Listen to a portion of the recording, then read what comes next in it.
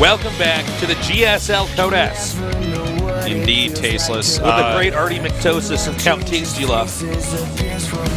You know, this has been an interesting day so far. A lot of Swarm host play coming out. Some strong PvZs coming out as well. Both players 2-1ing their opponents. And now we get a PvP. Now, for PvP, recently, Rain hasn't done as well in it. He's, like, he beat some Protosses in the I Am Clone qualifiers, but I don't really count that as much. I look at some of his other matches, like in Pro League, and he's lost like stats in SOS and some other guys, if I recall correctly. Whereas Hero has been crushing Protoss players, and in fact just played some of the best PvPs ever played in the finals of IM Sao Paulo against MC, and it was like he is really, really good at PvP right now. But we can't count out Rain because this is like literally the human being who figured out PvP in Wings of Liberty. So he absolutely Rain has is it like in him. the great solver. Yeah, he's the great solver. He's the great solver. It's like carved into stones from in caves from 30,000 years ago that Rain is a great solver. We don't know how it got there, Tasteless. We don't know.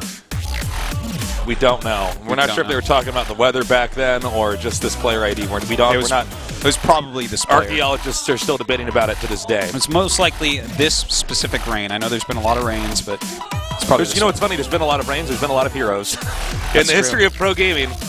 Yeah, these are actually like the John and James of StarCraft IDs. No, it's the John and Mike. Mike, I don't believe is anywhere near as common as James Artosis. There's no way. I only know one James. It's Calaris. I know so many James. You don't know. You know Calaris only. No, that's not true. You don't know anyone I don't know. I know that other James you never met. Yeah, okay. Apology accepted. Yeah, I know another Tasteless you didn't meet, okay? That's impossible. There's only one. No. It's like that He was Eminem Tasteless song. Like, before can you, the real in fact. Tasteless please stand up? And I'm like, no, I can't right now. I'm in a game. Ooh. Oh, burn. No, there's been so many Rain names or names involving something with Rain in it. Yeah. And then the Hero. I know we've had several Hero IDs, and I know even there's been a lot of Hero IDs. Yeah, not too original, these two. The Sarah and both of them came from Kespa. Switch your IDs into IDs other StarCraft II pros already had. I just want to throw that out What's there. going on with They're that? actually both scumbags in that regard, but at the same time, two of my favorite Protosses in the whole world. Looks like it's time to start our third best of three. Excuse me. Our winner will go on to be the first out of this group, Group A, Hero, here at GSL Code S. Left out the dub particle. So, PvP, statistically, one of the shorter matchups that you can get. It's a very volatile matchup, but it's become a little bit less volatile. Since people are kind of getting better at reading each other, and there's more developed meta, and then we also have more Protoss or PvPs. Excuse me, on just televised in general now, because before then it was like the least common matchup. Yeah, for a while it was. Yeah, so which also meant that people didn't really know what the best of the best out there were doing. Yeah, and you know what? Hero is actually a player that's very, very good at reading what his opponent's going to do in PvP. So I'm kind of excited to watch this and see. Day9, are you watching? Oh my God, his brother's casting. I'm not Day9's brother guy in the crowd. What could he be talking about? I don't know. Oh man, I actually talked to Day9 about a week ago on Skype. Oh yeah? A little Skype date. Yeah. He's doing well. He's been working on that new game. It's going to be announced soon. Oh yeah, that's true. That's true. That's cool. It's going to change the world. Oh wow. I don't know. I kind of like the world the way it is. Well, Artosis, get ready for some change. Time to assassinate D9. No, you can't do that. R.I.P. D9. You leave my little brother alone. Now we have the cores coming down here. And we're just going to have to wait and see exactly where they tech to. Now let's color in the Hot 6 can. All right, that's excellent. And we cook the logo. And we're good to go. Hero is not scouting, as we can see here. And he's starting a Zealot just to be safe, just in case, because of that. Meantime, Rain. Scouting. Whoa. Okay, so this has to be a DT build. Yeah, he's going to hide it could be a his blink tech build, up though. here. It could be a blink build. regardless, it's going to be something where he puts that pylon up there, and then he hides his tech. So in the case that Hero gets into the base and looks and sees what's going on, he won't necessarily be tipped off that his opponent's doing something sneaky. So from Hero, it looks like that this is going to be a fast expansion build. I've seen him do this recently where he gets a couple sentries out very quickly. He'll probably scout with his mothership core. It's so common right now. And just make a Nexus. And I believe he actually did it on this map and went straight into Oracle. I believe it was actually against MC in the finals of IEM. Oh wait, no, he actually threw down a Twilight. Never mind. Okay, so opening with a sentry, but still going straight into a Twilight. All right, so Twilight versus Twilight it is. But if one goes Blink and one goes DTs, that's disastrous for the Blinker. In a blink of an eye, all his probes will be dead. Okay, more Stalkers are being cranked out here. We do have that little red probe down there on the right side of the map, checking for anything hidden. Yeah, a little red probing hood, looking around. Yeah, hopefully no big bad wolf there to eat him up. Yeah. And there is the Dark Shrine, so it will be DTs. All right, DTs for Rain, Blink for his opponent. Now, the scouting here has been pretty lackluster, I have to say, for Hero. Rain doing a little bit more, like he's scouted his natural, he's gone out a little bit into the map. I feel like if you saw a probe coming down from this angle, this would also tip you off. That, oh my god! Neither of them saw each other, so... Like two passing ships in the night. Both of them probably would have been tipped off if they had seen that, but they didn't. Now, okay, look at that. Just beautiful play. He starts Blink as that flies in, does a Chrono Boost. It looks like a Blink build. But a Robo starting right away here for Hero. Will it be quick enough to get this Observer out? Because that's a pretty close pylon. And his Stalkers are going to be across the map trying to do stuff, probably. Well, that Dark Shrine is moments away from finishing here. Is he going to find the pylon? Oh, okay. Well, now he knows. He was about to make his own pylon there, and he's like, wait. Yeah, he did see that, right? Yeah, he saw that. Yeah, 100% okay, he saw that. So now all he has to do is force field this out, get an Observer, make Stalkers non-stop, and go for a counterattack. All right, he's nicely done. Just losing shields there on that Stalker. Like, just, you know, this is an example of a player that does every possible little thing to be efficient. So, wait, did we have a sentry for his opponent? Because we can actually just do, like, a gas count here. Oh. Never mind, he's going to have to leave. All right, he made so good. Nice. Now, so good. This Nexus is actually very good play by Hero, because you might look at that and say, you know what, why don't you just go? But if you look at how much gas is actually spent here, he had to buy the Robo plus 2 Observers if he's going to go attack, because he needs one at home. Yeah, in case one DT is out on the left or the right and just runs inside the main. Yeah, so the amount of gas that a Dark Shrine 1 DT costs him, and plus he has a sentry there, he's not going to have a big enough edge to walk across the map and kill off Rain. So he's going to have to take that Nexus. It's going to be quite a bit slower, but he is starting Immortal production at least. All right, and the Immortals are going to be very helpful. Such a fun unit, too. Forge coming down here now. I love the Immortal, man. Yeah, just when you said such a fun unit, too, I can just see almost all sounded like I was trying to sell it. Like, oh, yeah, fun? Oh, yeah, it's pretty fun. I'm a Zerg player.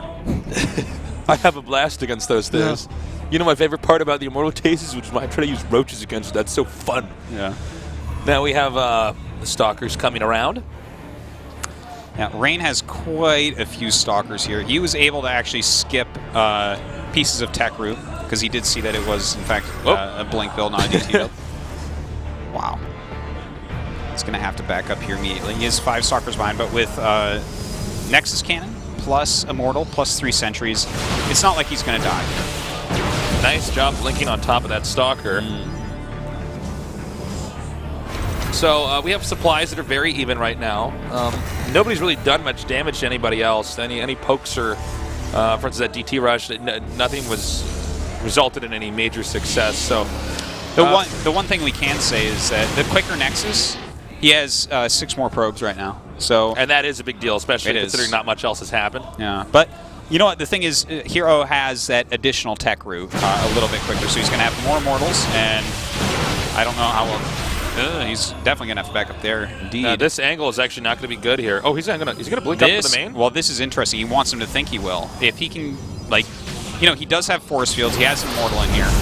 He definitely can take a decent engagement. He's just going to go try to target down this Nexus. Oh, man. Yeah, it looks like it, but... Well, he was. I feel like... This was all... Everything here was a little bit weird. Yeah, because it's like he went for the Nexus, then he's like, no, you know what, that wasn't worth it, but he's taking so much damage. Yeah. In the process of doing that? That was weird. Like, he could have sniped it, but he would have ended up losing his army. Because eventually those force fields wear off, the Stalkers do have blink for his opponent. Does have to back up once again. I think that the pushing there is pretty much done. He was just trying to push his Immortal advantage and his small sentry advantage as well at that point. So now both sides are even with Immortal counts. Yeah, they have very similar probes now as well, similar army sizes. We do have the quicker upgrades for Hero now. So even though he was behind in some ways, he's now getting ahead in some ways now. And we see a little bit of catch-up being attempted there by Rain as far as the upgrades go. But yeah, again, a game that nobody's really been able to do anything too impactful to the other player. Yeah. Very well played by both sides, truly. Well, it just goes to show you how truly careful and cautious these guys are in this matchup. And because PvP is a matchup where things can fall apart very quickly. That is so true. You know, a lesser Protoss would have died on either side already. Or would have overcommitted, you know. Yeah, in one way or another, they would have screwed up the game themselves. Whereas both these guys making every move just so carefully, so calculated. Now, you know, just because of the way this game has gone, both players going into charge. Yeah, that Templar Archives coming up right now for Rain. Makes sense. To go into Colossus right now would be weird and wonky, pretty hard to pull off. We do have Hero adding quite a few gateways. Yeah, Rain's been doing a very good job of even getting rid of the hallucinated Phoenixes. We see a lot of other players just ignore them. But yeah, he's been doing a great job just shutting down all intel. And as Pylon over here is going to spot that Hero, that Rain, rather, is actually taking a third base here. We'll see how he chooses to handle that. Did he just gun down an observer there? Oh. What do we see? Yeah, is that an observer? I believe he got one. I thought that's what he got. Yeah. It looks like it because his own observer's coming back from that angle. Now, Hero is going to have to move out. He added extra gates instead of a Nexus, whereas Rain added an extra Nexus instead of the gates. So he should have a little bit of an army lead. Ideally, he wants to get over here before that Nexus finishes so the Nexus can't assist in this moment. Ooh. And this is a smart move here from Rain. He's going to have his own Warp Prism coming down here. Try to get some Zealots here. Hero's going to have to handle this perfectly right now because there's two things that could go terribly wrong for Hero. Hero could lose... he could lose a lot into his main from his warping of Zealots from the Warp Prism, and he also could end up losing the engagement where he attempts to get rid of the third base, which pretty much put Hero in a lost position. Well, it looks like he still wants to go for that engagement. I'm not sure that this is... yeah, Katrina's just now finishing. Nexus Cannon is a viable option, and there it is, activated. With those two Archons in there, I feel like the attack timing is basically gone. Like, the extra Zealots that he's warped in aren't doing that much. He's going to have to get some of his own, and he is, in fact. He does have that +2 attack as well, as our wonderful observer Heaven is showing. Yes. And, you know, he's still... The thing is, it's 3 base for Rain right now. Rain just has to zone everything out and play very defensively. And there we go. Over here. Now the Time Warp's over here doing a great job. Now the Immortals can start to take some damage. The Zealots get on top of the Immortals, and that's when you know it's going the way of Hero. Yeah, Hero playing very nicely here. He just got his opponent in a bad position and is now, just steamrolling him. GG. Nicely done there by Hero, who is now up 1-0. That was super well executed. That rhymes, too. Hero's up 1-0. Hero's up 1-0. Meet me on Habitation Station. Rain is feeling the pain. Yes. You know what? That was really well done by him. He added the gateways. He knew he had to get some damage on. You can't just back up and take all your Nexuses later all game long. That doesn't work. I do wonder, had Rain managed to meet him when he was going up onto that high ground location to the left of where that battle started, if he could have actually blockaded that a little bit better. Well, I think part of the problem was he didn't have a lot of vision of what was going on because Hero had the high ground. That's true. And he was like poking in and out of different locations slightly just to try to keep Rain on the edge of it. But You know what? Rain, his expansion a little bit too quick. His defense a little bit too weak. Yeah. Hero got it.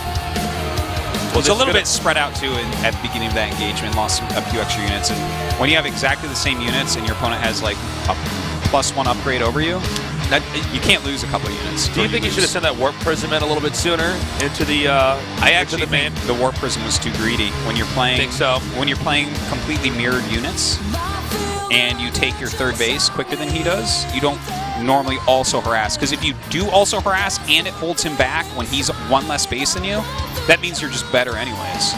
Because he's screwing up. Like, if he's a base down, he should be over in your face.